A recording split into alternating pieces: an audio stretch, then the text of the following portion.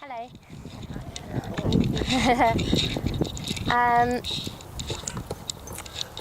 I love to work with the drums, and in the UK I mostly teach healing. I work with people who are professional healers and shamanic practitioners and shamanic teachers, and my work with them is about finding their own unique way of doing the work, rather than following direction that maybe feels restrictive.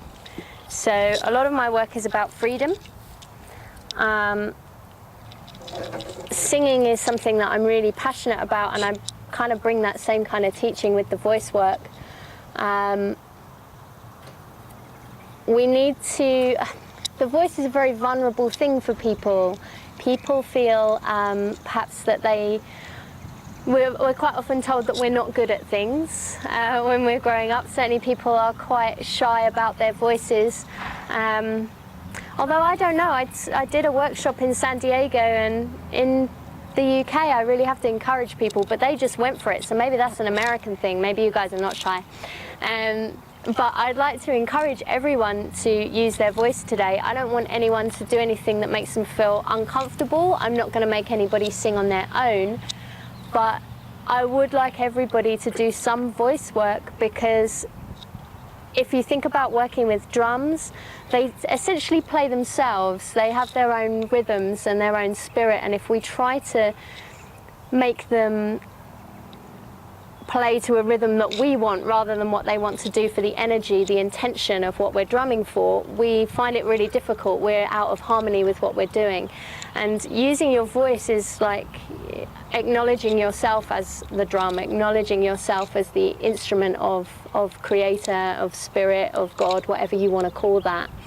And the more you use it, the stronger and more effective your voice is as a channel. And it really doesn't matter what it sounds like, because this is energy work. It's not an album that we're recording. So I don't want people to worry too much about, these are things that will possibly happen today. You will sing a note that comes out that's completely clashing with notes that other people are singing. That's okay. In my experience with group work, when we hit those really discordant parts of the song, it's when we're hitting up against little blocks and intrusions and things that are in the way, something that needs to be shifted. So we can go into that discordance, don't stop singing, keep working with it.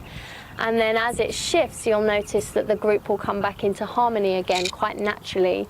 So I don't want people to worry about the things that traditionally we're supposed to worry about, like knowing the words, knowing which notes to sing, being in harmony with the people who are singing in the group, being in time with the people who are singing in the group. We're going to forget all of that stuff and just have intuitive playtime, if that's all right with everybody. And we're going to be singing. Singing is just prayers in a different form. So people who have bought drums, we can work with the drums as well. And for the singing, we're just going to set intentions as we would if we were praying or sending healing energy.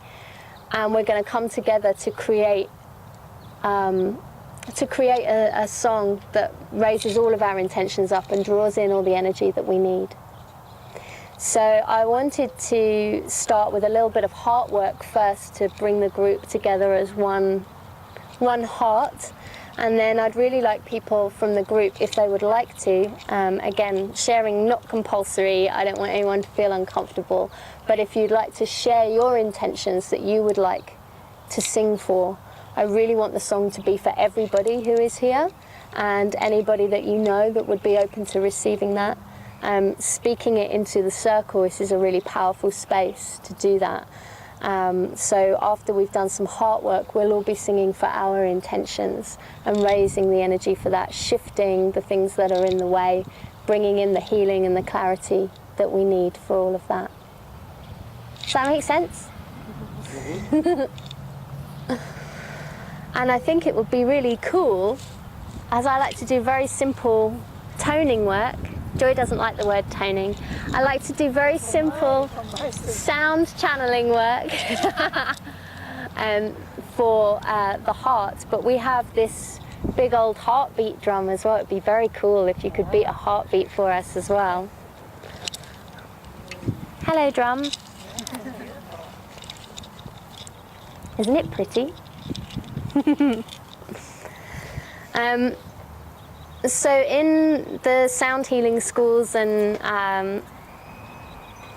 various sound healing groups that I've worked with in the UK, we work with the R sound for representing the heart.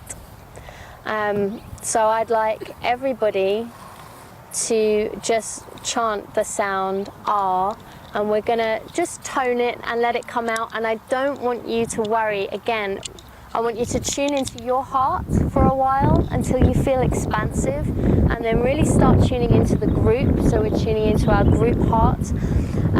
So I don't know what sound, what note your heart needs.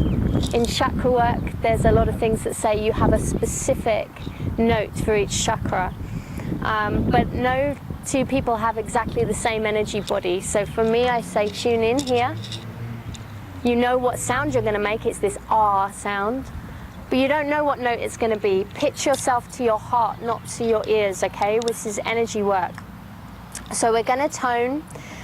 Your breath work will be individual also. So don't worry about how long it should be. Don't worry about timing. What we're going for is like a rolling mantra where you just begin and end where you need to, so that there'll be overlapping sound from the group.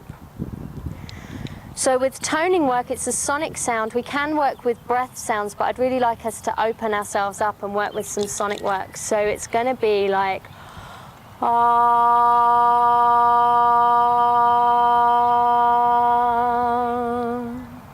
for as long as you need to. Breathe and come back in, and as your heart opens, and that's your intention, you might find that the note change. It'll become higher or lower. You might find it gets longer or shorter. Working on your own heart first until you feel expansive, and then coming into the group heart around the drum. So beginning in your own time, tuning into your heart, opening it up to the group with the R sound. Ah.